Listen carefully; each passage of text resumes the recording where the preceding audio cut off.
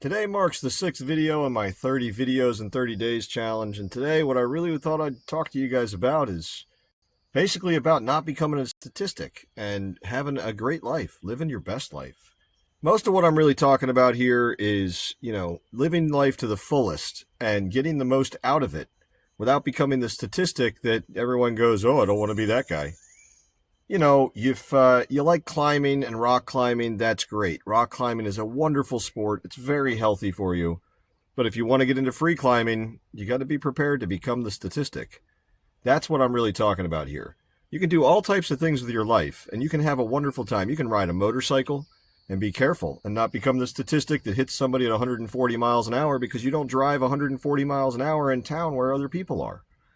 So throughout life, it's very important for you to not become the statistic. When you're driving, when you get married, when you have children, you want to be a good father, you want to be a good husband, you want to be a good friend, you want to be a good worker, you want to be, a good everything, a good boss. You want to do the best that you can, because in this world, the only thing that we have is each other out here.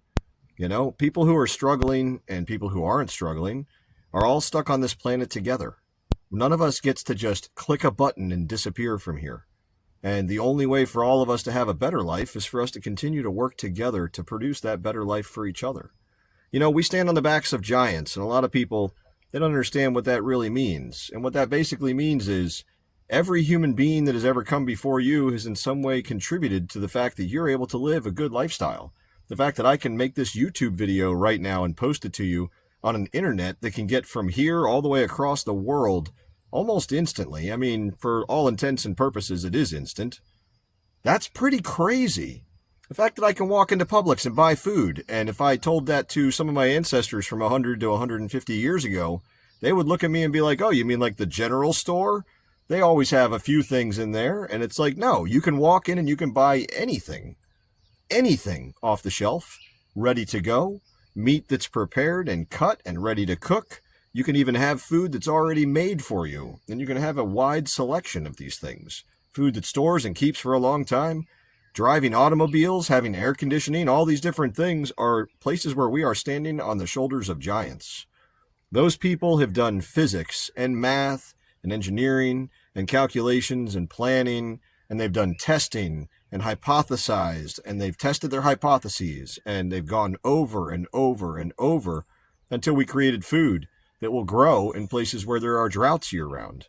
We've created, automobiles that will make 30, 40, 50 miles per gallon. We've done electric cars. I mean, humans have created everything that we have. If you don't walk out in the forest and find it growing in the trees or on the ground, left there by Mother Nature, then that was created by some human being at some point in time that was passed down. Even bread is not something that just magically appeared. Somebody had to realize that you could take wheat and dry it, and then powder it, and then mix it with other stuff like eggs, and then create bread out of it. And we got bread. And bread's been around a long time. I'm not saying it's a modern day amenity. Bread has been around for hundreds, if not thousands and thousands of years. I think they talk about bread in the Bible. It's biblical. It's beyond that. It's probably been around since before the times of Babylon 5,000 years ago. I am sweating out here, man. Florida's getting warm this time of year.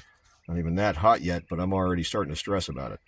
Anyway, my point here is we stand on the shoulders of giants because they have done right by us, even though they've never met us and they never would meet us. And so it's our job as men, most of you watching my videos are men, and it's our job as men and as women, if there's women watching the video, I'm not trying to single you out, but it's our job to make sure that the next generation and the people who interact with us in life and the people who we see in life and the people who they see in life, that we plant these seeds, these little seeds of things yet to come. You could be talking to a kid and he could be having a really bad day. And you could just remind the kid about, I don't know, some little story from your past. And I'm not saying nostalgia is always good. It's, often just a bunch of bad decisions wrapped up in a way to make somebody else's life better. But when someone's nostalgic and they give a young man or a young woman some type of wisdom, they may not grasp it right then. You may tell them something, they may hear you, but they don't understand it. And you think to yourself, wow, I've wasted my time. But if you've lived long enough, and I'm not that old, but I've lived long enough, then you will realize that sometimes those teaching moments come back 20 years later. or 10 years later, 5 years later, 3 years later, when the time is right for you to learn the lesson that they were trying to teach, it will come back and it will teach you. So my point is, as you're going through life, try to plant the seeds for others. It's our job to not be the statistic. It's our job to help other people not be the statistic. And, just be good to each other. Now, you may be asking yourself, Zach, how does this benefit me as a person? Because I do things for myself. I doubt that's really what you're asking yourself, or you probably wouldn't be watching my videos. But you may be thinking, does this benefit me as a person? And it does. You see, when you are a better person, you attract people around you who are better people. They want to be around you. You also attract the riffraff. I'm not saying you don't. And sometimes you wind up getting stuck with, something that you didn't deserve. You wind up doing more than you're supposed to do. You wind up getting paid less than you're supposed to. You wind up getting treated improperly. Or someone steals something from you or makes your day just generally bad. That does happen. It's a price we pay sometimes for being good people. But generally speaking, if you have a life where you spend it building others and building them up and helping them do better and teaching them to do better and pushing things that will help them in their life over the course of the future or whatever future they come across, it will make your life better. When you build everyone's boat up, that's not the right way to explain that. Let me see how I could explain that. Let's say your friend has a beautiful boat and he really wants to be able to watch the sunset over the horizon, at night, and you're in a closed off, estuary or something. Well, if your boat's in there too, then when you raise the water level with a pump so your friend can see the sunset, it raises your ship too, and you'll be able to see the sunset. And even if it didn't raise your ship too, you could probably jump on your friend's boat and watch the sunset with him, because if you find a way for your friends to drive a Maserati, there's a pretty good chance they'll let you get in the passenger seat. You know what I mean? Yeah? No? Well, you want the Maserati yourself, I'm assuming. I guess I'm kind of rambling a little bit here today, and what I really need to do is I need to point out the fact that, you should be going out there and trying to make everybody else's life better and not become a statistic yourself.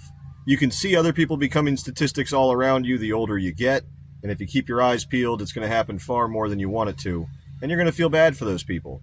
And sometimes you can put a seed in their life that will grow into a tree that stops them from becoming the statistic. So go out there and spread some joy, spread some happiness, help people learn something, and just, all in all, raise everyone's ships up so that we can all see the sunset. That's pretty much it for today. I appreciate you stopping by and staying this late. Like, comment, subscribe down below, or wait a minute, I said that wrong. Subscribe, like, and then comment down below. Whatever. Just do your thing. Thanks for watching. Thanks for being there this long. I appreciate all the support. Y'all have a wonderful day. It's really hot out here. Peace.